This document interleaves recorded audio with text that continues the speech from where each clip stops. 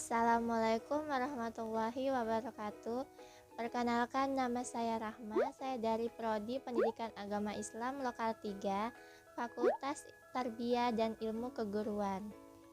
Di sini saya akan membahas tentang hakikat peradaban manusia dan dinamika peradaban global. Silakan disimak ya.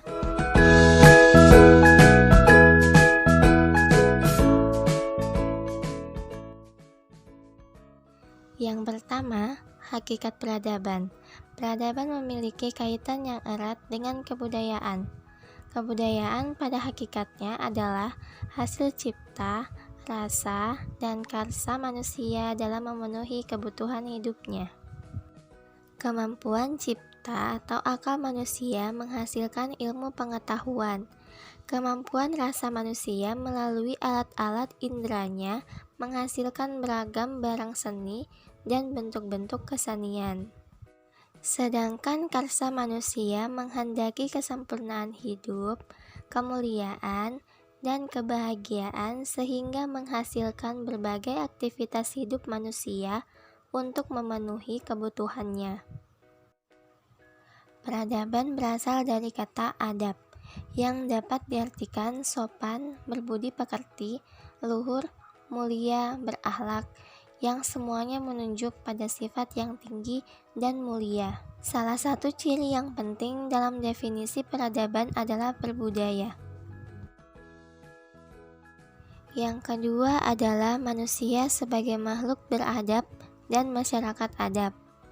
Peradaban tidak hanya menunjuk pada hasil-hasil kebudayaan manusia yang sifatnya fisik, seperti barang, bangunan, dan benda-benda. Kebudayaan merupakan keseluruhan dari budidaya manusia, baik cipta, karsa, dan rasa. Adab artinya sopan. Manusia sebagai makhluk beradab artinya pribadi manusia itu memiliki potensi untuk berlaku sopan, berakhlak, dan berbudi pekerti yang luhur menuju pada perilaku pada manusia. Konsep masyarakat adab berasal dari konsep civil society. Dari asal kata society civilis, istilah masyarakat adab dikenal dengan kata lain masyarakat sipil, masyarakat warga, atau masyarakat madani. Yang ketiga ialah evolusi budaya dan wujud peradaban dalam kehidupan sosial budaya. Evolusi kebudayaan ini berlangsung sesuai dengan perkembangan budidaya atau akal pikiran manusia dalam menghadapi tantangan hidup dari waktu ke waktu. Proses evolusi untuk tiap kelompok masyarakat di berbagai tempat berbeda-beda, bergantung pada tantangan, lingkungan, dan kemampuan intelektual manusianya untuk mengantisipasi tantangan tadi. Adapun wujud peradaban moral, yaitu nilai-nilai, norma, etika, dan estetika. Nah, nilai-nilai dalam masyarakat dalam hubungannya dengan kesusilaan. Norma yaitu aturan, ukuran, atau pedoman yang dipergunakan dalam menentukan sesuatu benar atau salah, baik atau buruk. Etika yaitu nilai-nilai dan norma moral tentang apa yang baik dan buruk yang menjadi pegangan dalam mengatur tingkah laku manusia. Bisa juga diartikan sebagai etiket sopan santun. Kemudian estetika yaitu berhubungan dengan segala sesuatu yang tercakup dalam keindahan, mencakup kesatuan, keselarasan, dan kebalikan. Dan yang keempat, dinamika peradaban global. Alvin Toffler menganalisis gejala-gejala perubahan dan pembaharuan peradaban masyarakat akibat majunya ilmu dan teknologi.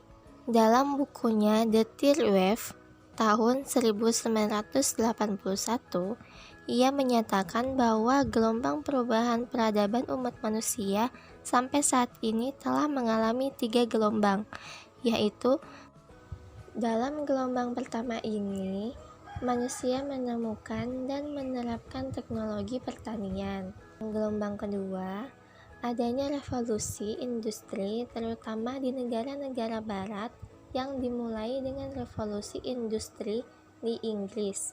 Yang gelombang ketiga merupakan revolusi informasi yang ditandai dengan kemajuan teknologi informasi yang memudahkan manusia untuk berkomunikasi dalam berbagai bidang. Dan yang terakhir yaitu problematika peradaban global pada kehidupan manusia. Globalisasi memberi pengaruh dalam berbagai kehidupan seperti politik, ekonomi, sosial, budaya, dan pertahanan.